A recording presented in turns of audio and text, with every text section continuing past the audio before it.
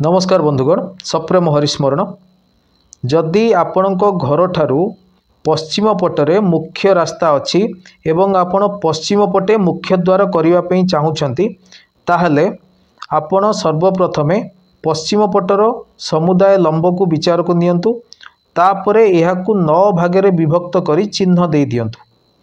तापरे आपण उत्तर पटरु 4 भाग छाड़ी जो पंचम भाग पड़िबो बा आपण दक्षिण पटरु 4 भाग छाड़ी जो पंचम भाग पड़िबो से स्थान को वरुण भाग बोली कह जाए। से स्थान रे मुख्य द्वार कले आपणको घर प्रति यथेष्ट मंगलकारक होता है। पश्चिम पटरे यही भागटी को छाड़ी अन्य कौनसी स्थान रे मुख्य द्वार निर्माण कले घरे रहुथिबा लोक माने ऋण द्वारा ग्रसित होइथांती। पश्चिम पट वरुण देवंक द्वारा सूचित होता है वास्तुशास्त्र अनुसार। एणु ए दिगरे मुख्य द्वार निर्माण कला बेले यथेष्ट सतर्कता अवलंबन करने उचित। सर्वे भवन्तु सुखिनो। नमो।